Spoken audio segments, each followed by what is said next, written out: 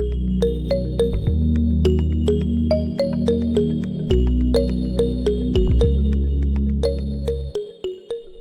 so without further ado, we'll get started with this.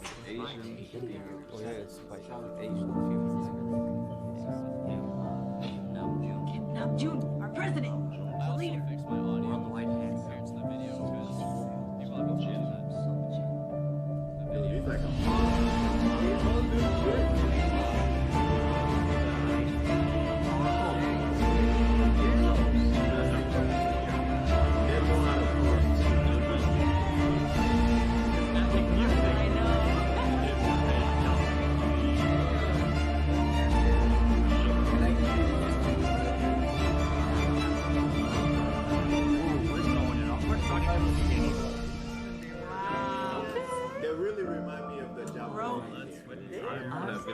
That picture to this picture is so much better. I've been Army since 2018 and I'm still getting like the chills from this. I couldn't imagine armies from like their debut. Yes. Where are the real ones at?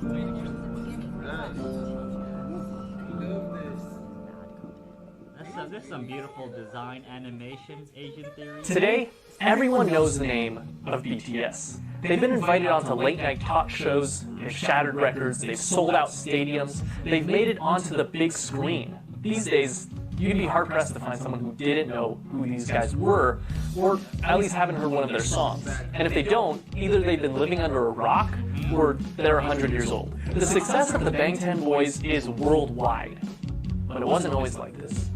And it all started with one man, YG. YG wanted to make himself a rap group. In the late 90s, he experimented with this idea with different trainees, eventually choosing 7 members. And while 3 of them eventually left, the remaining 4, Teddy, Danny, Jinhwan, and Baekhyun, debuted in 1998 as One Time. Their first album, titled One for Your Mind, was one of the year's best-selling albums and won several awards, including the Global Disc and SBS Music Awards for Best New Artist and AMTV's Award for Best Hip-Hop Artist. The group enjoyed moderate success and released 4 more albums before going on indefinite hiatus in 2006 due to the mandatory military service. The year was 2010, and the 5-year-old company, Big Hit Entertainment, had previously signed 2 artists, 88 and 2AM. They had their share of successes, but they were very traditional K-pop groups. Big Hit wanted a fresh, new sound, and upon listening to One Time, CEO Hitman Han Si-hyuk had decided that that was the sound that he was looking for. And on top of that, the youth needed someone to relate to, and more importantly, look up to. He had decided he would create a hip-hop group.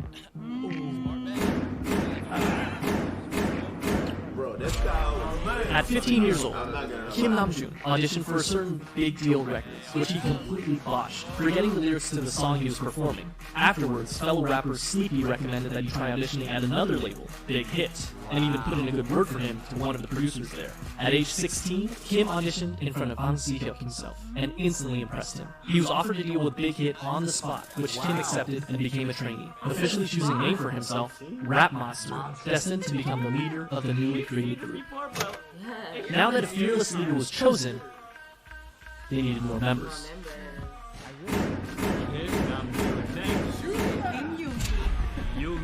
Min Young-gi was a 17-year-old living in Daegu, an avid basketball player and rapper. He had been interested in music, especially rap, from a very early age, and despite his parents' disapproval, started performing as a rapper while still in high school. He quickly gained attention as a rapper and producer in the underground hip-hop scene. One day he saw a flyer for a rap competition called Hit It and decided to participate. And although he only placed second, the company hosting the competition, you guessed it, Big Hit, decided to sign him on as a producer. Hitman Bang spoke with him afterwards, convincing him to join a newly created hip-hop group. He told him to just focus on rapping and assured him that he wouldn't need to dance. He was lying. And just like that, the new group had a second member, known as Suga, the combination of the first 2 syllables of shooting guard, his favorite position in basketball. But they wouldn't stop there. Rappers were nice, but Big Hit actually needed a dancer. Jung Ho-suk always loved dancing.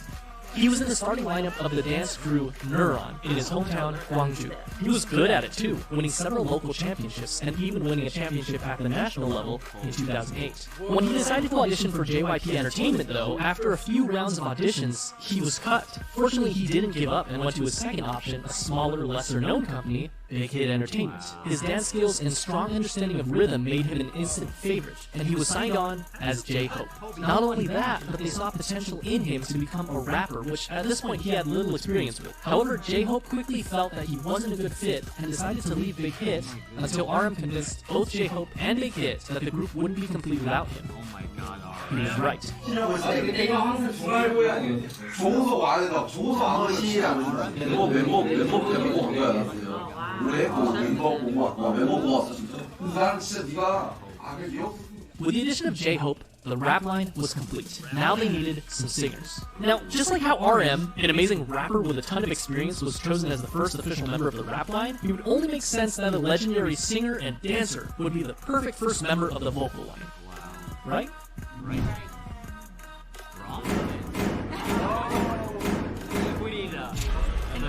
But Kim Sok-jin didn't have any sort of experience like that.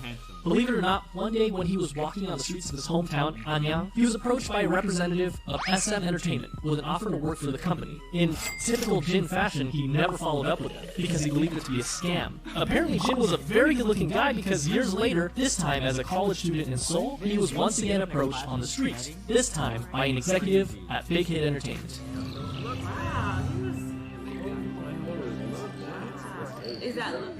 He didn't sing, he didn't dance. He was at school to become an actor, and he decided to audition to become an actor. Big Hit, however, had different plans for him, and convinced him to become a vocalist for their new group.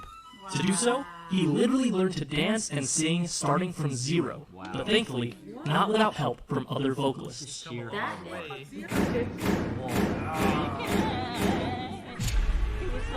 Jung Jung-kook initially had dreams of becoming a badminton player when he was young, but after seeing G-Dragon perform Heartbreaker on television, it influenced him to want to become a singer instead. Because of this, at only age 14, he decided to audition for the South Korean talent show, Superstar K. He didn't pass auditions, but this was just enough to catch the eye of not one company, not two companies, but 7 different companies. This included JYP, FNC, Woollim, Starship Entertainment, TS, Cube, and of course, Big Hit Entertainment. So why did Jungkook, given the choice of all these bigger companies, decide to go with the relatively smaller company, Big Hit? The answer was simple. Because he thought, and I quote, RM was cool, so I wanted to sign with them. That brings the number of members to 5. The next member of BTS was just as surprised to find Big Hit as Big Hit was to find him, and it almost didn't happen.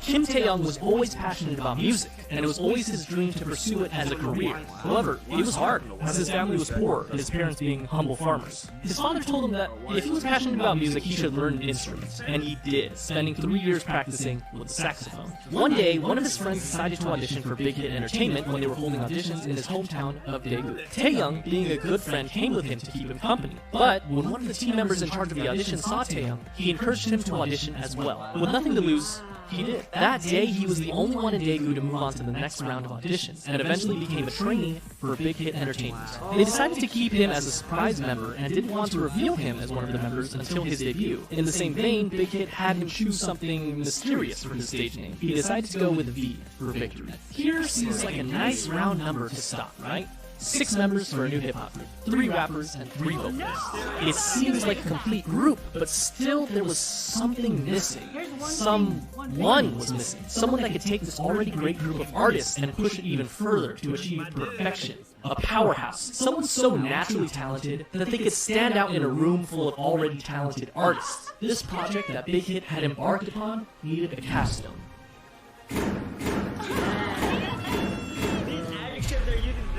Park Ji-min was a naturally talented dancer. When he was in middle school, he attended a dance academy and continued to pursue dance at Busan High School of Arts, where he studied contemporary dance, and was the top student in the whole modern dance department. Impressed by his raw talent, a teacher encouraged him to audition for Big Hit Entertainment, who were holding auditions in Busan. He was only 16 when he passed the audition and moved to Seoul to become a trainee. He was the final member of the group, and he also had the shortest training period. What's interesting to note is that the group feels very much ragtag because in a sense, with the exception of Jimin, it was. RM and J-Hope only auditioned for Big Hit because they didn't pass their auditions with the first company they chose. And despite their amazing talent, Suga and Jungkook didn't win the competitions they were in, but they signed on to Big Hit after the fact because of their high-quality performances. V never even planned on auditioning and just decided to do it on a whim, and they literally just found Jin on the streets. Perhaps it was fate, because this was the group that they chose. And just like that, in 2012, the newly created 방탄소년단, the Bulletproof Boy Scouts, or simply BTS, was 7.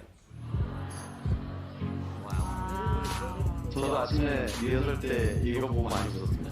They had the group, but they still needed the music. In early 2013, they set out to create some social media presence for themselves before officially debuting, posting song covers on both SoundCloud and YouTube, which you can still go watch today. In May, Big Hit launched a countdown clock on their website in preparation for BTS's debut album, complete with a trailer and a ton of promotional material, including photos for the first time of all the members in the official lineup.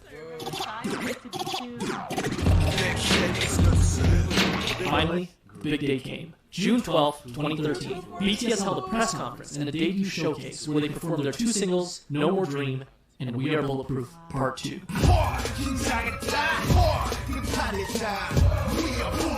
The same day, the 2 Cool for School album, as well as the music video for No More Dream, were released. Getting on the bus, oh my goodness.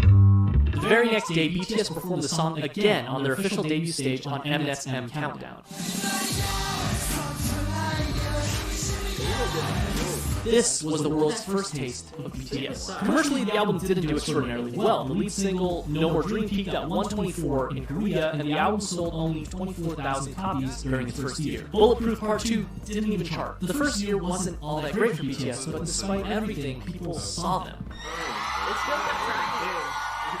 People saw the sparkle in their eyes and their limitless potential.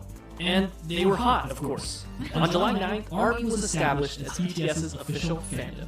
They made their comeback only 2 months later in September when they released their single No, along with their EP, part 2 of what would be their school trilogy, Oh, Are You Late Too. In the music video for the single, they made a commentary on the harsh Korean education system, along with their previous themes of hopes and dreams. No peaked at 92 in Korea, but also quickly fell off the charts. The album debuted at number 4 on the Gaon Weekly chart and was the 55th best-selling album in South Korea that year. This was enough to secure them the coveted New Artist of the Year award at the Melon Music Awards, the Golden Disc Awards, and the Seoul Music Awards. Part 3 of the School Trilogy was released in February of 2014, the EP School Love Affair. This time, the lead single was Boy in Love.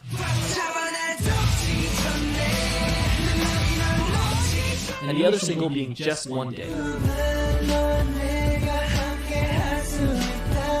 The album, as well as both singles, enjoyed moderate success, with the album topping the Gaon album chart, as well as making its first international appearance at number 3 on the Billboard World Albums chart. The album also marked their first distinctive change in theme, focusing more on school life and young love, as evidenced by their Boy in Love music video. They also held their first fan meetings with a crowd of 3,000 in Seoul. BTS was doing well.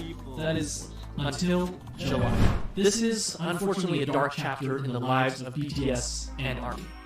That's right, American Hustle Life. I'm joking, of course, but American Hustle Life was a reality show put together by Mnet that brought BTS to Los Angeles, where they had the unique opportunity to learn the true ways of hip-hop from the masters. And it was a pretty darn cringy opportunity, but an opportunity nonetheless. Whatever you do, just don't watch the Warren G version of Boy in Love. You've been warned. However, cringe and all, the trip proved fruitful for BTS, making connections, performing their first US concert for free in front of 200 fans, as well as their first appearance at KCON. The next month, in August, BTS released their first full-length studio album, Dark and Wild. The album featured 2 singles, Danger and War of Hormones. The album featured a marked shift in sound with a touch of R&B and electronica. It was met with moderate success. It peaked at number 2 in Korea, selling over 200,000 albums. In October and again in May of the following year, BTS went on their first and second concert tours, known as the Red Bullet Tour, where they visited 13 different countries, including Japan, the Philippines, Australia, the US, Mexico, and many others. They also came out with their first Japanese album in December, Wake Up, featuring many Japanese versions of their songs as well as original tracks tracks Wake Up and The Stars, followed by a Japan tour and a solo concert in Korea.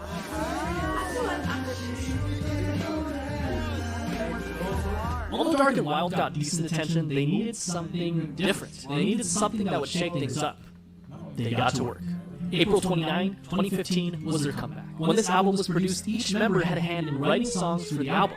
They again changed their sound, from aggressive hip-hop to youthful, colorful styles. And not only their sound, but their image as well. This can be evidenced by their newest EP, The Most Beautiful Moment in Life. And just by looking at the album cover, they ditched the dark colors and the bulletproof vest symbol that had become so synonymous with BTS, and replaced it with a simple white and pink background overlaid with the title. And then, they dropped the single that would change everything. I Need You.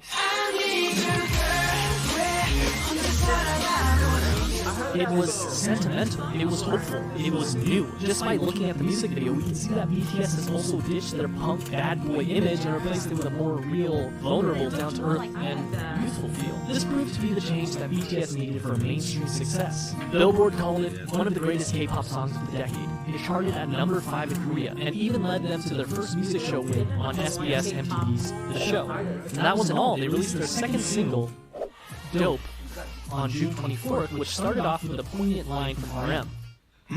어서와. 방탄은 처음이지? Welcome. Is this your first time with BTS? And you know what? For a lot of people, it was. In a way, their first studio album and tour can be seen as their stepping stone between old school BTS and new school. In November, they came back with their follow-up EP, The Most Beautiful Moment in Life, Part 2, the second EP in what would be dubbed the Youth Trilogy, which featured the single Run. The album focused even more on the frivolity, friendship, and carefree attitude that comes with enjoying one's youth. But just like in I Need You, contrasted that with suffering, depression, loneliness, society, and the stark and sometimes dark reality of life. Compare this with the far cry of the No More Dreams music video. It felt real. It was darker, grittier, more humble, more meaningful, and most importantly, RM lost his mohawk. Run also connected narratively with their previous single, I Need You, and another video released in September titled Onstage Prologue established what would come to be known as the BTS universe, or the BU,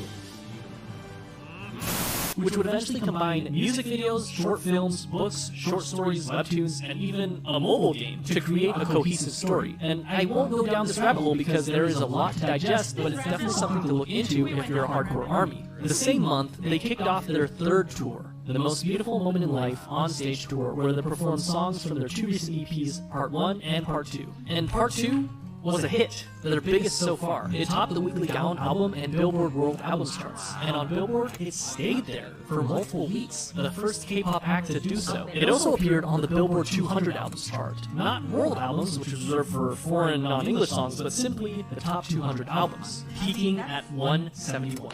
Which is kind of amazing considering that this was back in 2015. They also received Best World Performer at the 17th Mnet Asian Music Awards. This brings us to Part 3 of the Youth Trilogy, The Most Beautiful Moment in Life, Young Forever, released on May 2nd, 2016, which featured probably my favorite BTS album cover. Young Forever was actually a compilation album of Parts 1 and 2, so it was mostly the same songs, but it was notable that it had some new singles, Epilogue, Young Forever, Fire, and Save Me. The latter two performed exceptionally well, with both songs topping the Billboard World Digital Songs chart. This was also the second BTS album to chart on the Billboard 200 at 107, and it topped both the Gaon Weekly and Monthly chart, which earned BTS their first Daesang.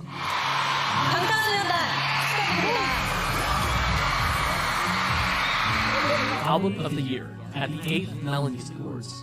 They went on to do the second half of their tour, The Most Beautiful Moment in Life on Stage, Epilogue, selling out many of their concerts, and even selling out KCON in the US where they headlined the event. In September, they dropped their second Japanese album, Youth, featuring Japanese versions of tracks from their previous 3 EPs,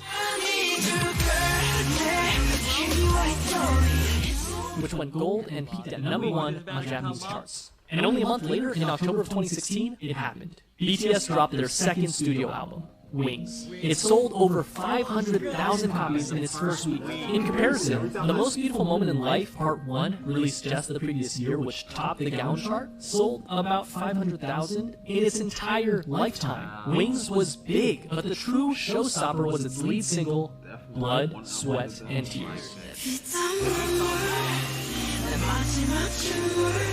which got them their first all-kill, topping 8 music charts in South Korea. His music video gained 6 million views in the first 24 hours, which broke the YouTube record for the highest number of views of a K-pop group music video within 24 hours. The album hit number 26 on the Billboard 200, the highest ever charting K-pop album on Billboard. It ended up selling 1.5 million copies in South Korea in 2016 alone, and it netted them the Artist of the Year award at the Eminent Asian Music Awards that same year, the first non-Big 3 artist ever to receive that award. 수상자는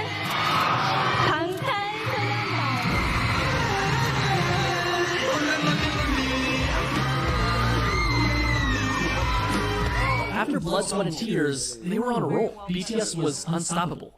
In February of 2017, they released the instant hit Spring Day, which, quoting a Korean reviewer, embodied nostalgia and sorrow and opened a new chapter in BTS's aesthetics and lyricism and attracted fans across generational boundaries. Which, by the way, is still on Korean charts after nearly 4 years. And the same day I'm writing this, it ranked number 53 on Melon. It won Song of the Year at the 9th Melon Music Awards. After the release of Spring Day, they went on yet another tour, the 2017 BTS Live Trilogy, Episode 3, The Wings Tour. The tickets sold out within minutes, including in the United States, the first K-pop artist to do so, and went on to win Best Social Artist at the Billboard Music Awards, the first for a Korean artist, but they would go on to win this award 4 years in a row. The next year was a period of massive growth for both the group's popularity as well as their style. They released the Love Yourself series, starting with Love Yourself Her in September of 2017, Love Yourself Tear in May of 2018, and Love Yourself Answer in August of 2018. 3 albums that gave us some of the most classic BTS songs that we know and love today, such as Mic Drop,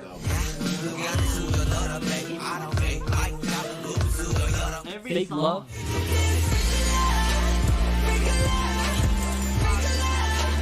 Euphoria,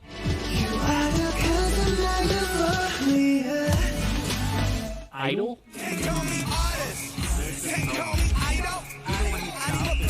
and of course, all 3 albums were commercial successes, Her being their first album to top 2 million album sales. But Tear and Answer also did equally well. These 3 albums, as well as their Japanese album, Face Yourself, proved that they weren't done yet, not even close. During this time, they shattered countless records. Their singles went platinum, they topped charts, they won awards. And not only did they break YouTube records, but they broke records that they themselves set again and again and again. This is the period where BTS really started enjoying global recognition, working with huge Western artists such as Nicki Minaj, Designer, and Steve Aoki. It wasn't their first time having international features on their songs, but it was definitely the biggest. And even though they were already, without a doubt, the biggest act to ever come out of South Korea, they had their eyes set even higher. They went on tour once again for the Love Yourself World Tour. During this tour, they collaborated with Steve Aoki to make the song Wasted on Me. Notable for being their first all-English feature, and it also served as a jumping-off point for BTS to gain a following of English speakers. Not that they really needed the help, as they sold out concerts even in the US leg of the tour, including at Citi Field in Queens, New York, where tickets sold out in 20 minutes. And, as if that wasn't enough, they dropped the movie in November, Burn the Stage, which in the US alone grossed $3.54 million in the first weekend, breaking the record set by One Direction's movie, This Is Us. In September, RM had the unique opportunity to speak at the United Nations, where he spoke of anti-violence and self-love. 2 years later, he would be offered to speak on a second occasion about persistence and hope in the face of challenges. And to top it all off, in October, the president of South Korea awarded every member of BTS the 5th class Hwangwon Order of Cultural Merit for outstanding meritorious services in the field of culture and art, which is one of the highest South Korean orders of merit one can receive. And that's no exaggeration. 2019 estimates put BTS's contribution to the South Korean economy to the tune of $4.65 billion each year, an equivalent to 0.3% of the country's GDP. They were the youngest to ever receive the honor. 2019, BTS invited to Grammys, Time Magazine, Billboard. BTS entered a new era. Not an era of simply global recognition, but global dominance. April 12th, 2019, enter Map of the Soul Persona. First things first, you can't mention Map of the Soul Persona without mentioning Boy With Love. It was simple math. What do you get when you cross the singer of one of the best charting songs of all time that went platinum 59 times in 13 different countries with, without a question, the most globally dominant pop group of all time? Well, you get this.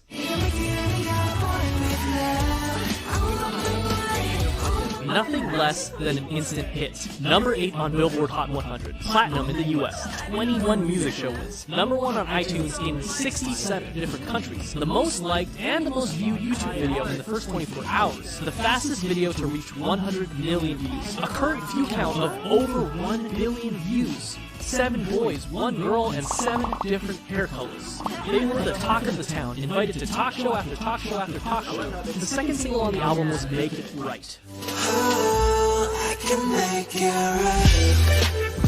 Written by Ed Sheeran himself, including a version featuring Loud.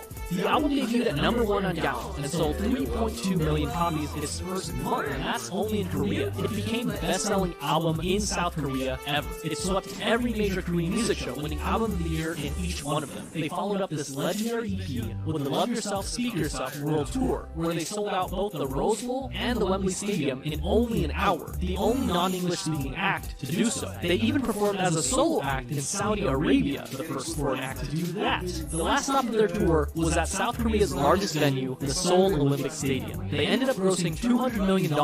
During this time, they also created a visual novel-style game for mobile devices called BTS World, where the player can interact with the members. This also came with an original soundtrack with tracks unique to the game featuring Western artists, Zara Larsson, Charlie XCX, and Juice WRLD for the tracks Brand New Day, Green Glow, and All Night, respectively. In December of 2019, the group swept the grand prizes for both the Melon and Mnet Music Awards shows, the first artist to do that. Map of the Soul persona was legendary, truly a marvel in modern music. So, how could BTS follow up the best-selling album in South Korean history, you may ask? Easy. Make an even better selling album. And that's what they did with Map of the Soul 7. The album was released on February 21st of 2020, featuring the singles Black Swan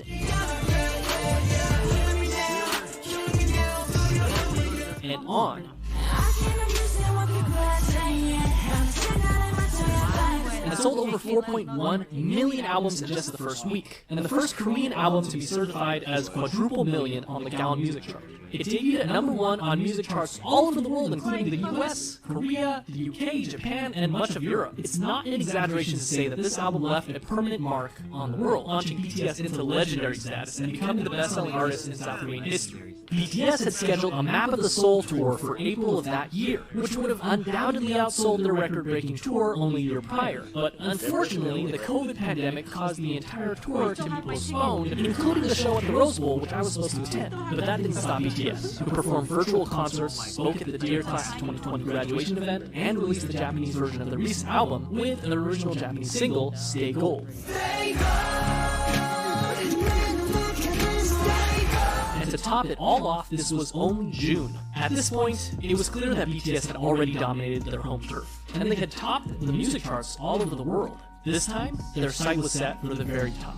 Remember that scene in The Social Network where Mark and Sean talk about how they don't want $1 million, they want $1 billion. How they're not interested in catching 14 trout, but they'd rather catch an 800-pound marlin? Well, that's what they set their sights on. The marlin, the biggest music industry in the world, the United States. And at the top of that music industry, number 1 on Billboard Hot 100.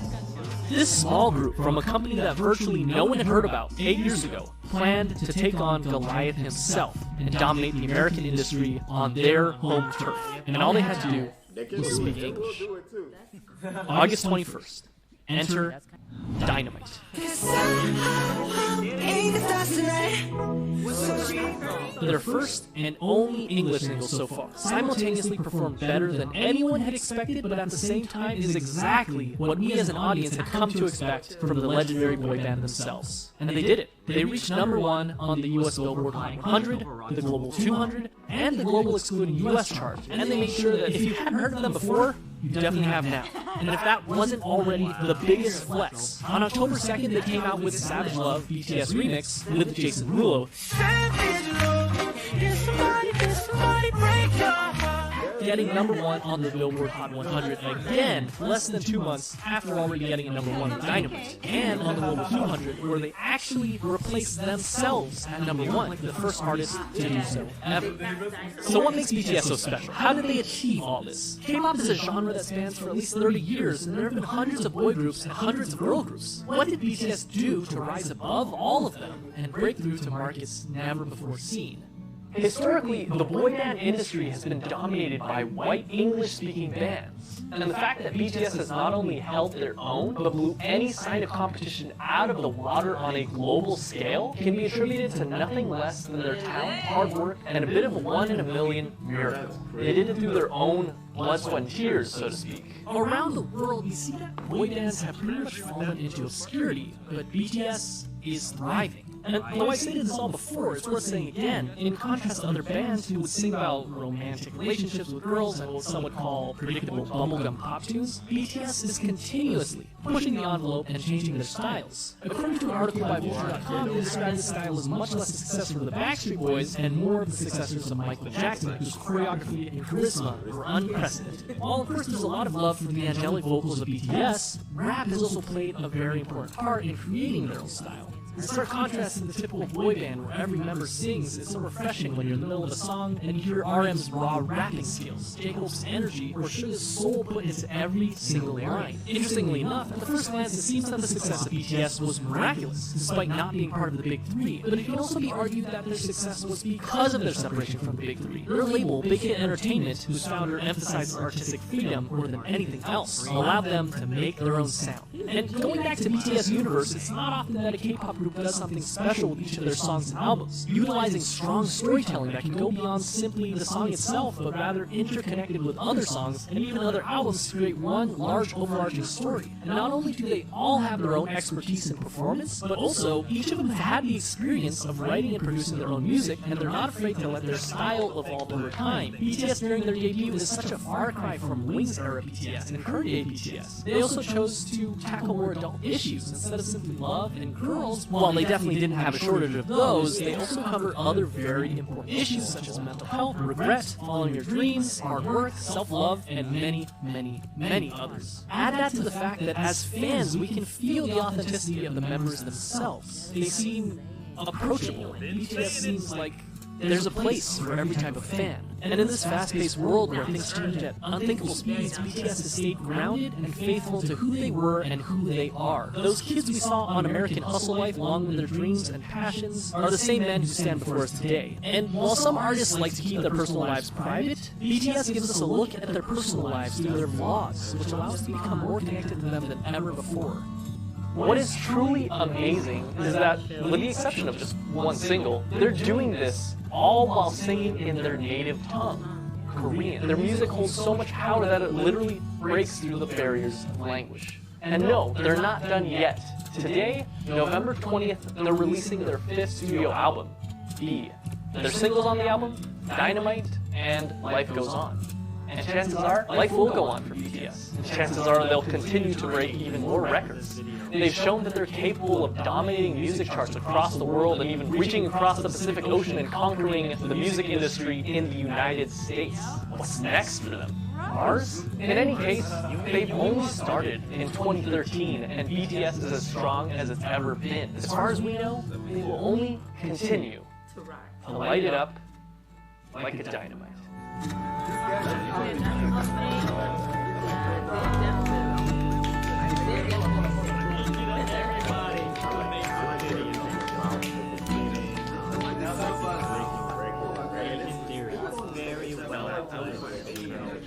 Very emotional.